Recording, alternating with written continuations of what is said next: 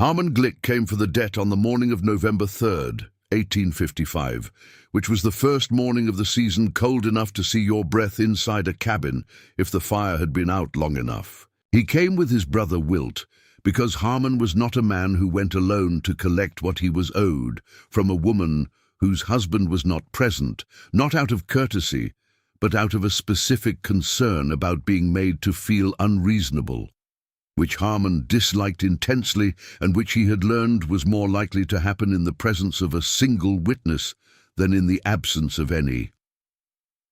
He knocked. Anna Bergqvist opened the door. She was 31 years old, fair-haired and narrow-faced, wearing a work dress and an apron that had flour on it, which meant she had already been at the morning's baking before they arrived, which was a detail that registered with Wilt, but not with Harmon. Harmon said, "Mrs. Bergqvist. The note on the store account is 60 days past, and I've been patient about it on account of Pear's situation. But I need to discuss how you're going to settle it before winter." She said, "Come in." They came in. The cabin was warm. The stove in the corner was doing its work. On the table was a half-formed loaf of bread and a small bowl of dried apple and the particular smell of a cabin that was being managed rather than endured. Harmon said, "The note is $4.30. I need cash payment or goods in equivalent value." She said, "I know what the note is." He said, "Do you have the means to settle it?" She said, "Not in cash today." He said, "Then goods. I'll take cordwood at standard settlement value, $1.70 per cord. 3 cords settles the note with change left."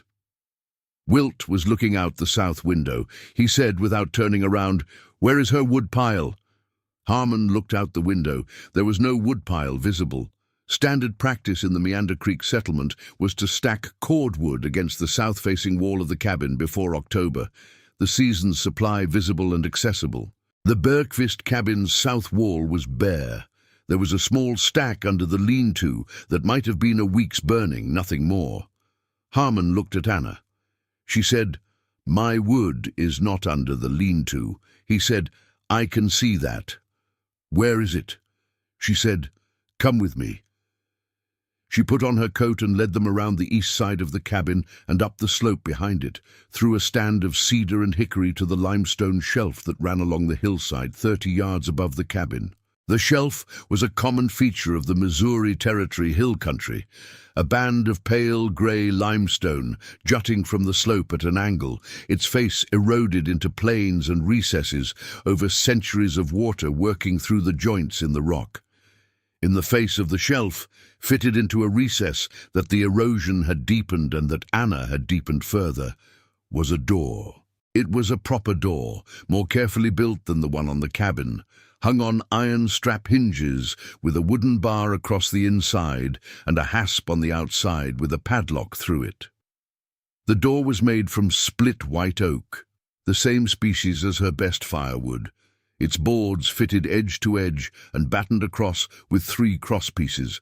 The whole thing chinked with clay where the boards had shrunk slightly across the summer. It was approximately the most unexpected thing Harmon Glick had found in 20 years of collecting debts in the Missouri Territory hill country. He said, "That is a door in a rock." Anna said, "Yes." He said, "What's behind it?" She took the key from her coat pocket and opened the padlock and lifted the bar and pulled the door outward. The smell that came out was not the damp mineral smell that came out of most natural rock openings.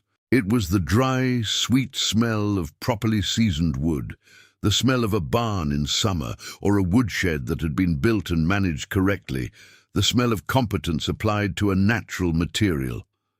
She went in. They followed. The space behind the door was roughly 12 feet wide at the entrance, narrowing to 8 feet at the back, where the passage continued into the limestone at a gentle angle. The ceiling was 6 feet at the entrance and 5.5 at the back. The floor was packed earth overlaid with creek limestone flat pieces that Anna had carried up the slope over the course of the summer. Along both side walls and the back wall, firewood was stacked from floor to ceiling, the split faces pale and uniform, the bark sides facing out. Wilt reached out and picked up a piece from the nearest stack. He turned it in his hands. He looked at the split face. He pressed his thumbnail into the wood and felt the resistance of a piece from which the moisture had genuinely left. He said, "Harmon." Harmon was doing the arithmetic. The space was 12 feet wide, 8 to 12 feet deep, and the stacks ran roughly 5 feet high on 3 walls. He was a tradesman, and he knew how to estimate cord volume. He said, "How much is here?" Anna said, 9 cords, a little more. Wilt was still holding the piece of hickory, turning it in his hands. He said, "This is dry wood." She said, "Everything in this cave is dry. The hickory in the far stack has been here since June. The ash near the entrance went in September. The ash is still drying. The hickory is finished." Harmon said, "You stored wood in a cave?" She said, "Yes." He said, "Why?" She said, "Because wood stored in a cave stays dry, and wood stored in a cave dries faster than wood stacked in the open. The temperature in here is 52 degrees in January. My lean-to wood freezes and thaws 17 times between October and March. By February, it has more moisture in it than it had in October." Harmon was quiet for a moment. He looked at the walls of stacked wood. He looked at the door, well made, properly hung. He looked at Anna, standing in the entrance to a limestone storage cave, with her hands in her coat pockets, and the expression of someone who had been asked to explain something obvious. He said, "Your husband doesn't know about this." It was not a question. Per Bergqvist had been in the county jail in Frederickstown since August, on a charge of assault against a neighbor that Anna had not publicly disputed and had privately been working to have reviewed since the week it happened. She had written 3 letters. She had received 2 replies, neither useful. Per had been home for the winter of 1854, which was the winter she had discovered the cave, but he had been away or ill or occupied with the fields through the summer of 1855, when she had built the door and begun stacking in earnest. And the cave had been her project alone from the beginning. She said, "Per knows the cave exists. He does not know what I've done with it." She said this with a specific neutrality, the neutrality of someone describing a fact that had multiple interpretations and was choosing not to select one. Harmon said, 3 cords settles the note. She said, 2 cords and 20 cents settles the note at your stated price. 3 cords is overpayment. I'll give you 2 cords and 20 cents. Wilt was smiling at the woodstack. He was the younger Glick and the less ambitious one, and had consequently developed a capacity for appreciation that his brother had not. Harmon said, 2 cords and 20 cents in dry wood, then. She said, "When would you need it hauled?" He said, "I can send a wagon Saturday." She said, "Saturday is fine. I'll have it staged at the base of the slope." He looked at her for a long moment. He said, "This is a sensible thing you have built, Mrs. Bergqvist." She said, "Yes."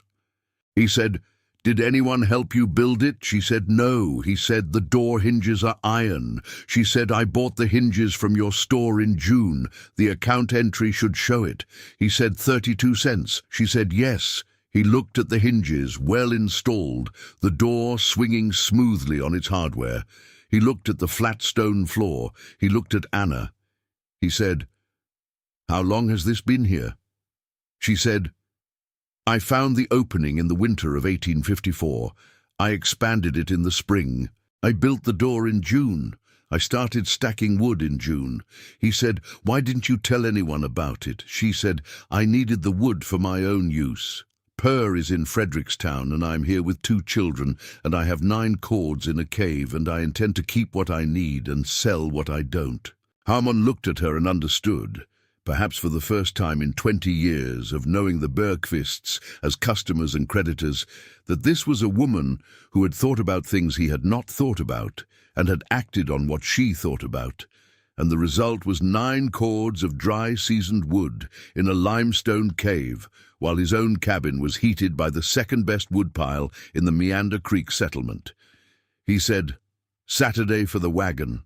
She said, "Saturday." He went back down the slope with his brother, and Wilt said as they reached the road, "$2.60 for 3 cords of wood like that. That is underpriced." Harmon said, "I know." Wilt said, "She knows too." Harmon said, "Obviously she knows." The woman built a cave. This is the story of how Anna Bergqvist, a Swedish immigrant alone with 2 young children on a Missouri Territory hill farm in the winter of 1855, stored 9 cords of firewood in a limestone cave and burned it through the worst winter the Meander Creek settlement had recorded since its founding, and how the dry wood she had stored in the dark while her husband was in jail became the instrument of his release and the foundation of what she built after. Anna had come from Dalarna County, Sweden, at the age of 19, with her parents and her 2 brothers, and the particular organized resilience of mountain people who had spent centuries managing what the Swedish winter delivered. The family had settled in Missouri Territory in 1843, and Anna had married Per Bergqvist in 1847, the year he came north from his family's claim and bought the hillside property with the limestone shelf and the creek bottom and the mixed timber of hickory and ash and oak that made for good firewood if you were willing to work for it. Per was a man of moderate gifts applied with considerable energy, which was as good a combination as the frontier rewarded. He was not particularly skilled in any one trade, but he worked hard, and he thought clearly, and he understood what needed to be done before winter, and he generally did it. What he did not particularly think about, in the way that some people did not particularly think about things that had always worked in an obvious way, was the condition of the wood he burned. Wood was wood. You cut it and you stacked it, and when it was dry you burned it. And when it was wet, you burned it slower, and when you ran out, you cut more. This was the relationship to firewood that most settlers in the Meander Creek settlement had, and it was a relationship that worked adequately because wood was available, and the winter, though hard, was survivable on wet wood if you had enough of it. Anna had a different relationship with firewood that came from her father, who had been a practical man with a systematic mind and who had explained to her when she was 11 the difference between wood stored in their root barn through the Swedish winter and wood stored outside. The root barn held a temperature of 4 degrees Celsius, which was 39 degrees in the American system, and it did not freeze. Wood stored at 4 degrees dried steadily. Wood stored outside froze and thawed and refroze and remoistened with each cycle, and by February was as wet as wood cut the previous October. Her father had stored firewood in the root barn for the last 3 weeks before it was needed, not for the whole winter, but for the critical final drying period that transformed adequately dry wood into properly dry wood. He called it the finishing period, the way a craftsman finished a surface, the final work that determined the quality of everything before it. 3 weeks in the root barn, and the wood burned differently than it had burned from the outside stack. Hotter, cleaner, less often. Anna had watched this for 10 years before she came to America, and she had kept the observation the way she kept observations, filed and available, waiting for the moment when they became applicable. The moment came in January of 1854. Per had gone to Frederickstown in late November to winter with his older brother while she managed the farm, an arrangement that she had not chosen and had not been consulted about, and which she understood when he left would require her to manage things she had not previously managed, including the wood. The wood pile in January of 1854 was adequate for Per's planned consumption, which was a consumption built on the assumption that someone would be feeding the stove regularly and reading its behavior and adjusting the load accordingly. Anna fed the stove regularly and read its behavior and understood, by the 2nd week of January, that the wood was wet and the fire was working harder than it should, and the pile would not last to March at the rate she was burning through it.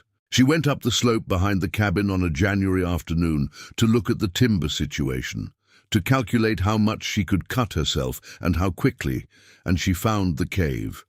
It was not dramatic. She stepped over a root, and her foot went sideways on a patch of ice, and she put her hand out to the limestone face to catch herself, and the face of the limestone, which she had expected to be solid, gave way slightly. Not structurally, but the pressure of her hand on the rock surface pushed a small section of accumulated leaf litter and clay away from a gap in the face that the gap filled with shadow rather than with solid stone. She got her footing and looked at the gap. The gap was 6 inches wide and 2 feet tall, too narrow to enter. She put her face close and looked in and felt on her skin the faintest warmth. Not warm, not body temperature warmth. The warmth of a space that was insulated by stone from the wind and the 20-degree January air outside. The warmth of a consistent temperature held by mass. She went back the next morning with the spade. The gap was, she found, a fracture in the limestone face where a vertical joint in the rock had been widened by water over many years, the same process that made all the cave openings in the Missouri Territory hill country, slow water working along the weakness in the stone until the weakness became a space. The limestone on either side of the fracture was solid. The fracture itself was a narrow room, 2 feet wide at most, which expanded as she dug out the fill that had accumulated at the base. She dug for 4 days. In the cold January mornings before the children woke, she went up the slope with the spade and the mattock and worked for 2 hours, hauling the excavated material out in a canvas sack and dumping it down the slope below the shelf. The fracture widened as she went deeper into the hillside. By the 4th day she was inside a space 6 feet wide and 8 feet deep, her lantern showing the walls of pale cream limestone on 3 sides, and the back wall receding into a crack that was too narrow for a person, but from which came the draft. The draft. She felt it on the 4th day, a faint but consistent air movement coming from the back crack, moving past her face toward the entrance, warmer than the outside air, carrying the mineral smell of deep ground. The stone was breathing, the same way all caves breathed, driven by the temperature difference between the constant earth temperature deep in the formation and the variable air temperature at the surface. In January, with the outside cold and the deep stone warm, the cave exhaled warm air toward the entrance, slowly, continuously, as it had been doing since the limestone formed. She held her hand in the draft for a long time. She thought about what her father had said about the root barn, 4 degrees Celsius, the finishing period, the way dry wood burned differently from wet wood, and the way a controlled storage temperature was the thing that made the difference. She thought, this cave is warmer than the outside in January and colder than the outside in summer. It breathes. It maintains its own temperature. It is in the side of a hill that I own. She went back to the cabin and got the thermometer from the shelf where Père kept it for his own records, and she went back up the slope and pushed the thermometer into the cave as deep as the draft was coming from, and waited 5 minutes and read it. 51 degrees, 23 degrees outside, 51 degrees 10 feet into a Missouri Territory hillside. She went back every morning for the following week and read the thermometer. 51, 52, 52. The outside temperature ranged from 14 degrees to 28. The cave temperature ranged by 1 degree. She did not tell Père about the cave. This was not a secret she was keeping out of deception. It was the way she held new knowledge when she was still working out what to do with it, turned inward, considered from multiple angles, tested against what she already knew before she brought it into the shared space of their decision-making. Her father had called this the marinating period, the time between knowing something and knowing what to do with it. She marinated the cave. She marinated it through February and March of 1854, when Père came back from Frederickstown and the farm went back to its regular rhythms, and the cave was still hers, in the sense that only she knew it was there. She went up to check it periodically, measuring the temperature, watching the draft, noting that the spring warming outside had no effect on the cave temperature, which held at 52 degrees in March, exactly as it had held at 51 in January. She told Per about it in April. He went up with her and stood inside and felt the draft and said, "What are you thinking?" She said, "Wood storage." He said, "Why not root vegetable storage?" She said, "The root cellar already handles vegetables. This is the right temperature for wood." He said, "Standard wood sheds aren't temperature controlled." She said, "Standard wood sheds are not 52 degrees year-round with an airflow that carries moisture out. That's why wood in standard wood sheds cycles wet through winter." He was quiet. He was not a man who moved quickly to new arrangements, but he was a man who moved to them eventually when the logic was clear. He said, "How much wood?" She said, "I want to expand the space enough for 8 cords at minimum. With the natural fracture, I think I can get to 12 feet wide and 20 feet deep without structural concern. That gives room for 10 to 12 cords stacked properly." He said, "That's a summer's project." She said, "Yes." He said, "You want to dig out a cave?" She said, "I want to improve a cave that already exists. The geology did the foundational work. I need to widen the entrance and clear the floor and build a proper door." He looked at her. He said, "You've already thought about the door." She said, "Oak boards, iron hinges, hasp and padlock. I want to be able to lock it." He said, "Why lock it?" She said, "Because 9 cords of well-dried wood in a locked cave in a Missouri Territory winter is worth more than the same 9 cords in an unlocked cave." Per looked at the cave wall and then at his wife and said nothing for a moment. He said, "You mean if the settlement has a hard winter and people are short?" She said, "People are short every hard winter, and the people who have surplus always have choices that the people without surplus do not have. I would like to have choices." He thought about this. He said, "All right." He helped her in April and May when the ground was workable and the days were long. Together they widened the entrance to 4 feet, tall enough to enter without bending more than slightly, and cleared the floor to packed limestone gravel, and built the shelves along the west wall from split hickory that Anna mortised and tenoned at the corners with the same joinery her father's cooperage had used. He built the door in June, the best carpentry work he had ever done according to Anna, and she bought the iron hinges at the Glick store for 32 cents, and they hung the door on a Sunday afternoon, and Anna held the padlock in her hands and tested the hasp and put the key in her pocket. Per said, "Is this the key?" She said, "This is the key." He said, "I'd like a copy." She said, "You can have one made." He said, "But you'll keep this one?" She said, "Yes." He nodded. He understood this was not negotiable, and he was not certain why it was not negotiable. But he had lived with Anna Bergqvist for 8 years and had learned the specific texture of her non-negotiable positions, which were held not from stubbornness, but from a kind of interior certainty that came from having thought a problem through further than he had. They stacked 5 cords of summer-cut ash and hickory in the cave through June and July of 1854.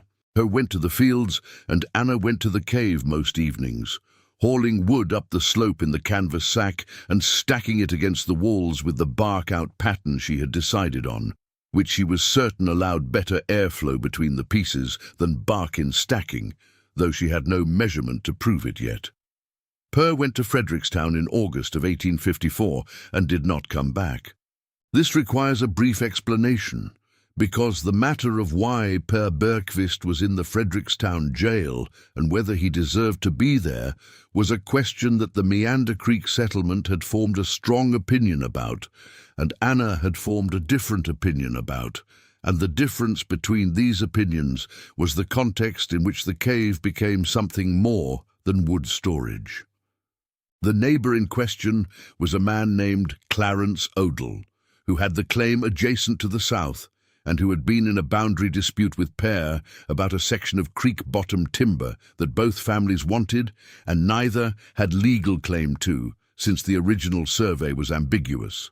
Clarence Odell was a man who solved boundary disputes by escalating them, and the escalation in August of 1854 had arrived at the point where Per came home from the timber section with a split eyebrow, and Clarence Odell went to the county sheriff in Frederickstown claiming that Per had attacked him. What had actually happened was more complicated and less clear, in the way that physical confrontations between two men who both believed they were in the right were always more complicated and less clear than the account of the man who arrived at the sheriff's office first. Per had arrived second, after being stitched by the settlement's nearest thing to a doctor, and had told his account, and the sheriff had heard two accounts, and had determined that Per was the one who had initiated contact based on evidence that Anna had never been shown but had been told about and had not been convinced by. Per had been in Frederickstown since August. It was now November. The children, Maya, who was 6, and Eric, who was 4, had spent the autumn not fully understanding where their father was, and Anna had spent the autumn understanding it very well and deciding what she was going to do about it. What she was going to do about it was become indispensable. This was not a strategy she had named to herself as a strategy. It was what she arrived at when she worked through the problem, the way she worked through problems, from first principles and in order. Her situation was, she was alone with 2 children on a hill farm in Missouri Territory. Her husband was in jail on a charge she believed was false. The man who had made the charge was her nearest neighbor, and the winter was coming. The resources she had were the farm, the timber, the root cellar, the garden, the 2 cows and 4 pigs, the chickens, the tools, Per's skills and her own, and the cave. She had stacked another 4 cords in the cave after Per was taken, bringing the total to 9, cutting the wood herself in the creek-bottom timber in September and October, after the harvest was in and before the first hard frost. She cut in 2-hour sessions in the early morning before the children were awake, leaving them asleep with the stove banked and the latch up and the standing instruction to Eric that if anything happened, he was to go to the Vanson family 200 yards to the north. Nothing happened. She cut 4 cords and hauled them up the slope in the evenings and stacked them in the cave, and the 9 cords of hickory and ash were inside the locked door, and she had the key in her pocket when Harmon Glick came to discuss the debt. What she was building with the indispensability was not a plan exactly. It was a reputation. On the frontier, reputation was the mechanism by which anything got done that required the cooperation of other people, and the cooperation of other people was required for almost everything of consequence. She could not get Per out of jail by herself. She could not compel the sheriff to review the charge, or Clarence Odell to recant, or the settlement to change its opinion. What she could do was change what the settlement thought she was and what she was capable of, which would change who was willing to help her and what they would do. The wood was the instrument of this. 9 cords of dry, seasoned wood in November of 1855, in a settlement where everyone else had wet outdoor wood or was already counting what they had and calculating whether it would last. In the hard winter, 9 cords of dry wood was the kind of surplus that created obligation when it was shared, and obligation was useful for a woman who needed the settlement to review its opinion of her husband. She did not think about it in quite these terms. She thought about it as doing what needed to be done and being seen doing it, which was the same thing described at the level of the day rather than the level of the strategy. The winter came in December and came hard. Missouri Territory had 3 different kinds of winter in Anna's experience of 4 of them. The mild kind, which was cold but not extreme, and which everyone managed without particular difficulty. The medium kind, which had 1 or 2 severe stretches that tested wood supplies and required careful fire management, and the hard kind, which arrived in November and stayed in January and delivered cold that made the difference between dry wood and wet wood, the difference between adequate and not. The winter of 1855 was the hard kind. By the second week of December, 3 families in the settlement were burning wet wood at rates that were already ahead of their planned consumption. Anna knew this because she visited neighbors. She made a deliberate practice of visiting, not the formal Sunday visits that the settlement conducted, but the practical weekday visits that established what people needed and what they had. She brought bread when she had extra, and she left with information, the kind of information that told her who was going to be short and when. She went to the Halverson family first, because Marta Halverson was the closest to her in age and the most direct in her conversation, and the most likely to tell her the truth about their wood situation without the careful, indirect speech that some of the settlement's men used when discussing shortfalls. Marta said, "We have 4 cords of wood that was cut in October, and it is wet, and we are burning through it like paper. Bjorn says we have enough. I know we do not have enough." Anna said, "How much do you think you need?" Marta said, 2 cord of better wood. Not necessarily dry, just not October wet. Anna said, "I have wood that was cut in June and stored since then, properly dried. I will bring 2 cords. Marta looked at her. She said, "Stored where? I have not seen a woodpile at your place since August." Anna said, "In the cave behind the cabin." Marta said, "You have a cave." Anna said, "I have a cave." Marta was quiet for a moment. She said, "Can I see it?" Anna took her up the slope and showed her.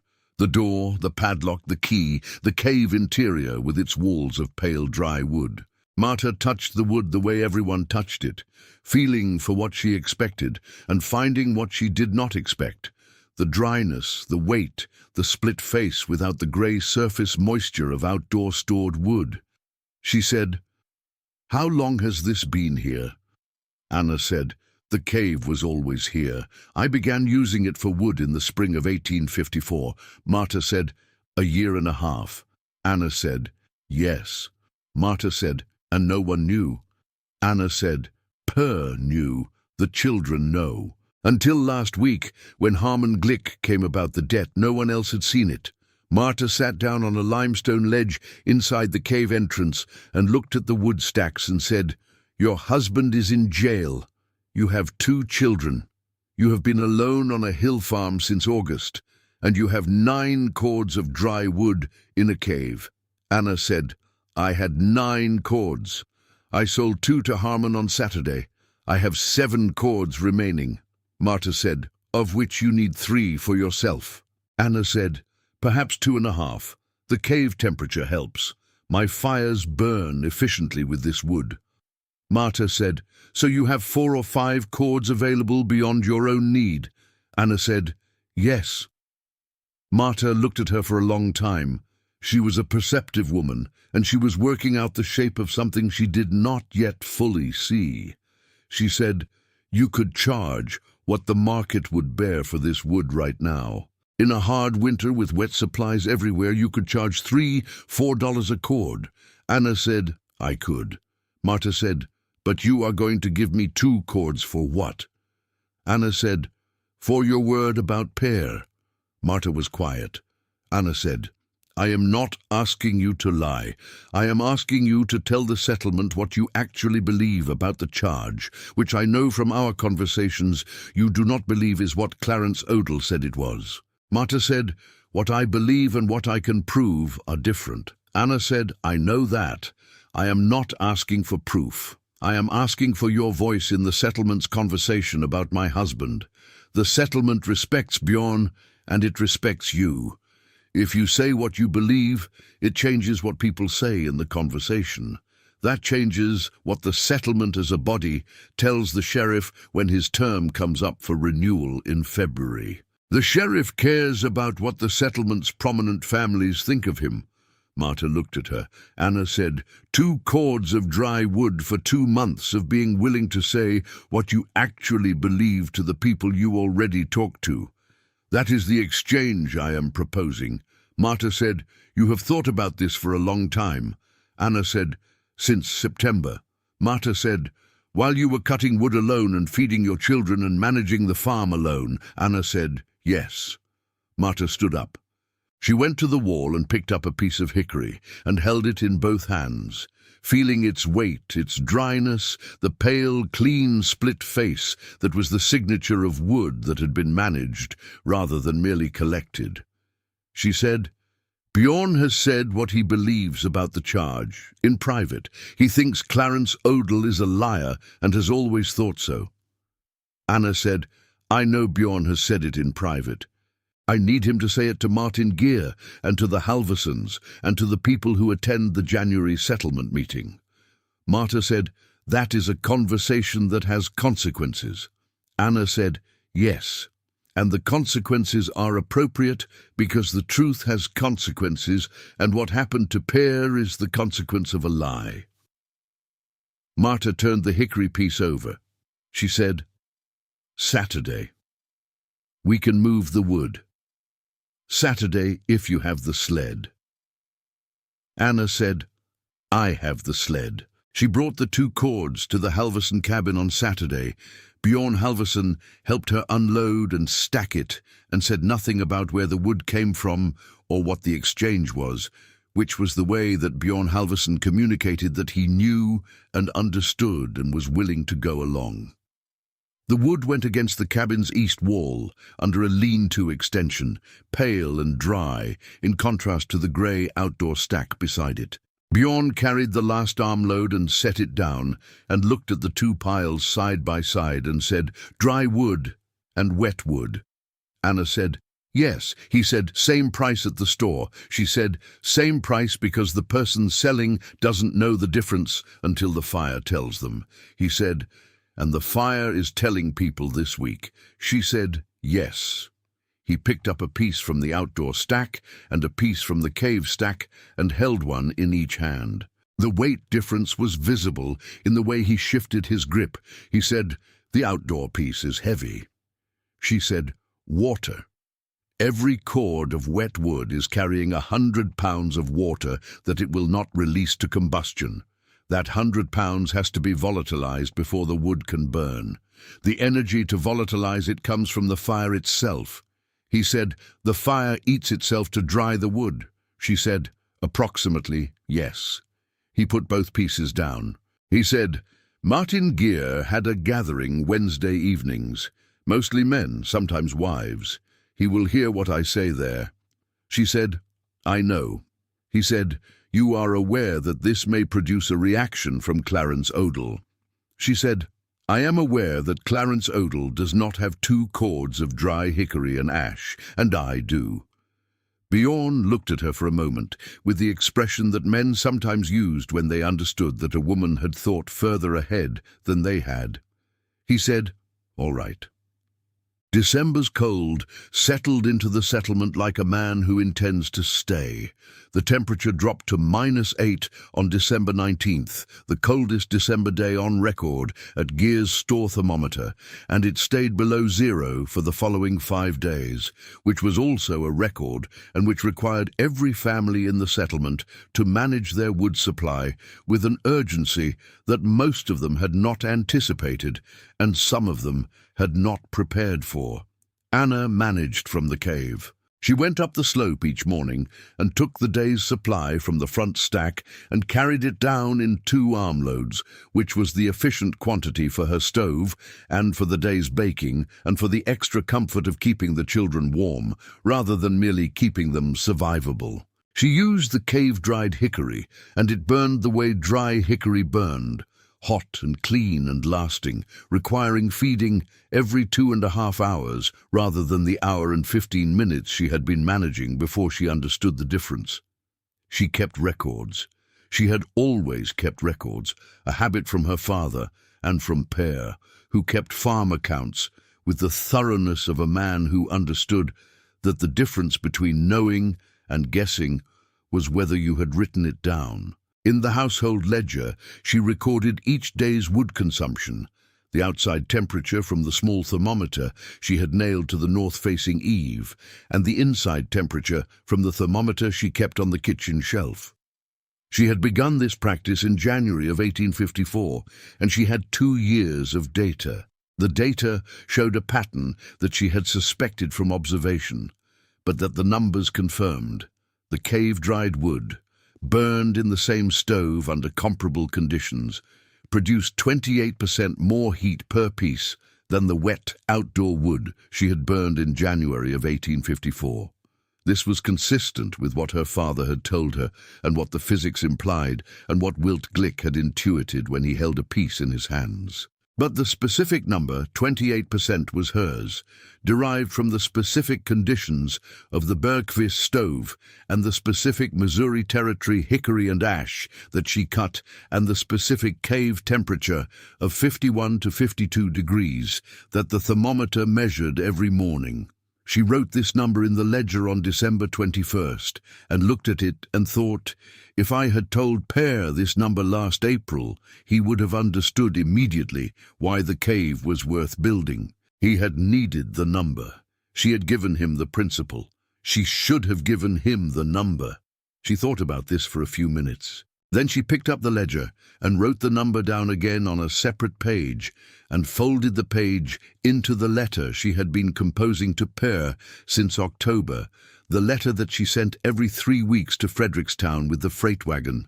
And she added a paragraph about the wood and what she had been doing with it and what she planned to do with it, and finished with, "The key is around my neck. I made you a copy. It is in the blue tin in the corner of the root cellar. That is where it will be when you come home." She had never told him that before. She had never written that specifically. She had written about the children and the farm and the legal situation and the letters to the sheriff. She had not written, "when you come home." She wrote it now because December 21st was the winter solstice, the shortest day of the year, and after the solstice the days grew longer, whether or not the temperature dropped, and longer days were the direction of home. The hard winter's hardest week was the second week of January, which arrived without the brief thaw that sometimes broke the Missouri Territory cold around New Year's, and which settled instead into a steady -15 that the settlement had not seen since 1847. The wood situation in several households went from concerning to critical in a way that happened quickly when the insulating cold removed the margin between adequate and not. Anna had made 3 more wood deliveries since the Halverson delivery, a cord and a half to the Vanson family to the north, who were her nearest neighbors, and whose 2 small children she was not willing to watch go through a cold crisis when she had 4 cords she did not need. 1 cord to the Sunderman family across the creek, who were elderly and who had been attempting to manage on green wood cut in October, and half a cord to young Daniel Reese, newly arrived in the settlement in the autumn with a wife and infant who had not yet understood the Missouri Territory relationship between wood moisture and fire efficiency and was burning through his supply at the rate of incomprehension. Each delivery was an exchange. From Vanson, she asked for Martin Gear's ear, which was to say that Eric Vanson was a close friend of Martin Gear, and she asked him to say to Martin what he knew about Per and Clarence Odell in the direct way that close friends said things that were not said in general settlement conversation. From Sunderman, she asked nothing except that old Henrik Sunderman tell the sheriff's wife, when she came through on the February supply run, that Per Bergquist was a decent man, and the valley was poorer for his absence. The sheriff's wife was a woman who listened to old men and carried what they said to her husband. From Daniel Reese, who had nothing she needed, she asked nothing at all, which she understood was its own kind of exchange. By the 3rd week of January, she had 2 cords remaining in the cave, plus her own winter's remaining consumption of approximately 1 cord. She had the equivalent of 1 cord of credit outstanding, the surplus she would not need, and she was calculating how to use it when the situation that resolved everything arrived from a direction she had not anticipated. Clarence Odell's woodpile ran out on January 19th. This was information she received from Marta Halverson, who had received it from Bjorn, who had received it from the settlement's informal network of observation that functioned as its early warning system for winter crises. Clarence Odell had cut 8 cords in October, which was an adequate supply for a normal winter, and had burned through it faster than normal because his cabin had a south wall that let cold through at a rate he had been intending to address since September and had not addressed. 8 cords in a poorly insulated cabin against a -15 January was 8 cords that ran out in 18 days of the worst cold. Clarence Odell had a wife named Dorothea and 2 daughters aged 9 and 12. This was a fact that Anna had held in mind since August when Per was taken to Frederickstown, because she was a woman who understood that the sins of a husband were not the sins of a wife, and the suffering of children was not a thing she was willing to use as leverage, even when it was available. She went to Clarence Odell's claim on January 20th with the sled and a cord and a half of cave hickory. Dorothea Odell came to the door and looked at the sled and looked at Anna and said nothing. Anna said, "I have dry wood. You need wood. I will stack it against the south wall under the lean-to." Dorothea said, "We cannot pay for it." Anna said, "I know that." Dorothea looked at the wood on the sled. She said, "Why are you doing this?" Anna said, "Because your children are cold and your wood is gone, and I have wood." Dorothea said, "After what Clarence?" Anna said, "What Clarence did to Per is between Clarence and Per, and between Per and the law. It is not between me and you and your daughters." Dorothea was quiet for a long moment. She said, "Clarence is at the mill." Anna said, "When he comes home, tell him the wood is there and it came from me, and there is no debt attached to it. Tell him also that the settlement is discussing Per's case at the February meeting, and that Bjorn Halverson and Martin Geer and Eric Vanson have all spoken to the question of the charge. Tell him that what he says at that meeting, or what he does not say, is the most consequential thing he will do this winter." Dorothea looked at her for a very long time. She said, "You are asking him to recant." Anna said, "I am not asking him anything. I am telling you that the wood is here, and that the settlement is having a conversation, and that what a man says, or does not say, when the conversation arrives at him is his own business." She unloaded the wood herself and stacked it against the south wall and left without going inside. She pulled the empty sled back up the slope to the cave and stood at the door and looked at what remained. 1 cord, a little less, her winter's supply through March. She had used the cave correctly. She had used the wood the way her father had said things should be used, in the order they were needed, and in the quantities that address specific situations, not wastefully and not stingily. 7 cords distributed to 7 situations. 1 cord for herself through the rest of the winter. She went inside and stood in the cave temperature of 52 degrees and smelled the dry wood smell and listened to the faint draught moving from the back passages toward the entrance. The same draught that had been moving since before she found the opening in the limestone face with her cold hand on a January afternoon in 1854. She thought, Per would like this place.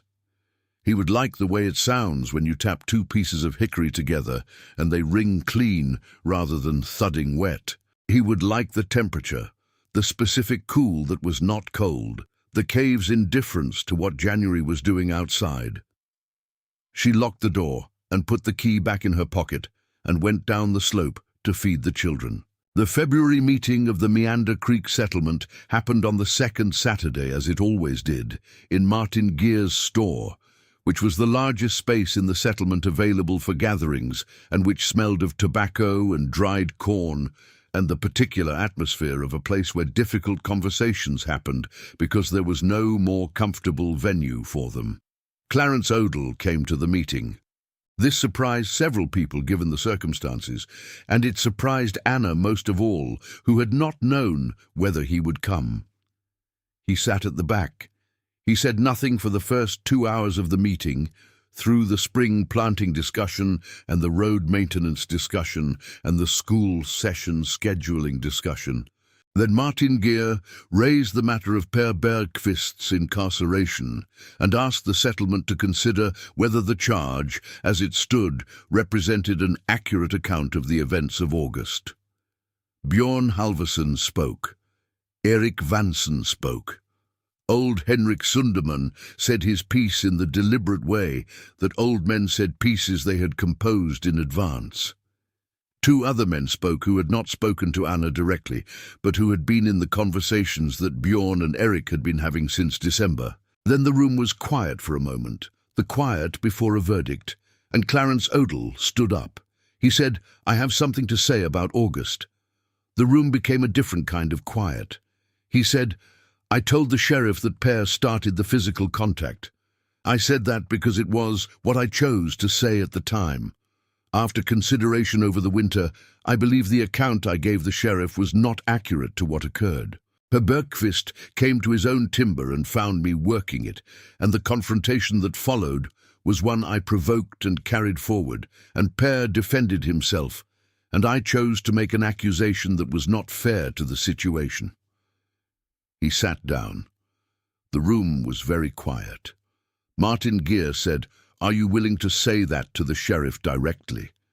Clarence Odell said, "I will go to Frederickstown in the spring and say it directly."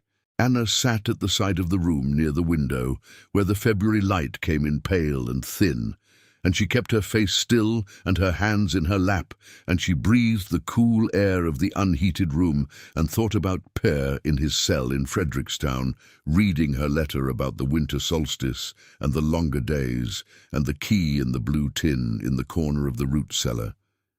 He came home in April. The snow was mostly gone, and the creek was running high with snowmelt, and the south-facing slope behind the cabin had the first pale green of new grass beginning in the spots where the sun reached earliest. He came up the road on the borrowed horse that Martin Gear had sent to Frederickstown when the sheriff released him, the same horse that had carried Anna's letters to Frederickstown and back for 8 months. The children ran to meet him. He dismounted and held them for a long time and looked at Anna over their heads. She said, "Come see what I want to show you." She took him up the slope in the April afternoon and opened the cave door with the key from her pocket. She went inside. He followed. The cave was nearly empty. One cord remaining, the cord she had held back for contingencies and not used, stacked neatly against the west wall, the pale hickory faces showing in the lamplight. The other walls showed the clean marks where 9 cords had been stacked and removed. He looked at the marks on the walls. He looked at the one remaining cord. He looked at the door, well made, swinging easily on its iron hinges. He pressed his hand to the cave wall and felt the 52 degrees that the limestone had been holding since before either of them was born. He said, "You used it." She said, "All but one cord." He said, "For whom?" She named them. The Halvorsen family, the Vansen family, the Sundermans, Daniel Rees, 3 others, and Dorothea Odell. He said nothing for a moment. Then he said, "Dorothea Odell." She said, "Yes." He said, "Why?" She said, "Because her children were cold." He was quiet. He looked at the one remaining cord. He said, "And Clarence came to the meeting." She said, "Yes." He said, "You did not ask him directly." She said, "No." He said, "But the wood." She said, "I brought the wood because their children were cold." What Clarence chose to do after that was his own decision. Per looked at her for a long time in the cave light. He knew her well enough to know that both things were true at once, which was the way she operated in the world, through actions that were genuinely what they appeared to be on the surface and also carried other meanings in their undertow. And the 2 levels were not contradictory because she had thought them through carefully enough that they did not contradict. He said, "You have been doing this all winter." She said, "I have been managing the cave all winter." He said, "And managing the settlement." She said, "I have been managing what I had in order to address what was needed." He reached out and touched the remaining cord, the pale hickory faces, the dry, clean wood that had been in the cave since July of the previous year, seasoned through 2 seasons of stable temperature and gentle draft, ready to burn at full efficiency the moment it was needed. He said, "How much did the cave cost to build?" She said, 32 cents for the iron hinges. The rest was labor. He said, "Your labor." She said, "Mostly mine. You helped in April and May before you went." He nodded. He picked up a piece of the hickory and turned it in his hands, feeling the lightness of it, the dryness that was visible in the weight and in the feel of the split face and in the sound it made against the adjacent piece. He said 28% more heat per piece than outdoor winter wood. She said, "You read the letter." He said, "I read all your letters. The one about the solstice I read many times." She said, "The solstice letter did not have the wood efficiency data." He said, "No, it had the other thing." She understood what the other thing was. He put the piece of hickory back and looked at the cave, the door, the stone walls, the packed limestone gravel floor, the one remaining cord and the marks on the walls where the rest had been. He said, "This is a remarkable thing you built." She said, "It is a cave I found and a door I hung and wood I cut and stacked. The cave is remarkable. The principle is old. My father's root barn did the same thing for vegetables." He said, "You built the application." She said, "Yes." He said, "For 9 cords." She said, 9 cords and 1 winter and 1 conversation at a February meeting." He looked at her. She said, "I am going to cut 10 cords this summer. I want the back passage expanded. I think there is room for 12 cords if we work the right-hand branch." He said, "We." She said, "Unless you have other plans for July." He looked at the cave, and at the 1 remaining cord, and at the key in her hand, and at the marks on the walls where 9 cords of summer hickory had been cut and hauled and stored and distributed through a hard Missouri Territory winter to 7 families and 1 very cold enemy who had chosen, in the end, to act like a neighbor. He said, "I'll sharpen the spade." She locked the door. She put the key in her pocket. They went down the slope in the April afternoon, through the new grass, the children running ahead, the creek audible below them, the whole spring machinery of the hill farm beginning its business, as it did every year, reliably, on schedule, indifferent to what winter had thought it was going to accomplish. The cave was behind them, 52 degrees in April as in January, the 1 remaining cord dry and ready, the draught moving from the back passages toward the door, patient and constant, carrying nothing but what had always been there, the breath of the limestone in the dark. If this story changed how you think about preparation that no one can see and what a woman can build in a Missouri winter while everyone assumes she is only surviving, hit that like button now and subscribe to this channel. Leave a comment below telling me where you are watching from.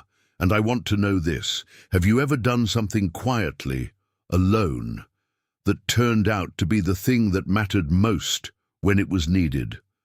That is the frontier story, and it is the story this channel is built on. Leave your answer below. I read every single one. The cave behind the Bergquist claim on Meander Creek was used for firewood storage for 31 years after the winter of 1855. Anna restocked it every summer, and Per helped her from April of 1856 until his death in 1878. And after his death, Anna restocked it alone, as she had done in the summer of 1855, because the work was manageable, and the principle was sound, and the cave was still there, and the temperature was still 52 degrees, and the draught was still moving from the back passages toward the door, as it had always moved. When she left the claim in 1886 to live with her daughter Maya's family in St. Louis, she gave the key to the new family and told them what the cave was for and showed them the stacking pattern and explained the bark-out principle and the airflow and the temperature and why it mattered that the wood went in by August if possible and not later than September. The new family listened carefully. They understood most of it. They used the cave for 30 years after she left. The key passed through 3 families before the claim was sold to a timber company in 1917, and the cave was filled with tailings from a mine operation on the adjacent property, and the door was removed and the limestone face was quarried for road fill. The last person to see the inside of the cave before it was filled reported that the temperature at the back was 52 degrees on a July afternoon, and that there was a faint smell of old wood in the air that she could not account for and could not identify. It was the smell of hickory and ash, dry and clean, the smell of wood that had been stored correctly and had done its work correctly, lingering in the limestone long after the wood was gone, the way the smell of useful things lingered in the spaces that had held them. The cave had held it well. It had been designed to.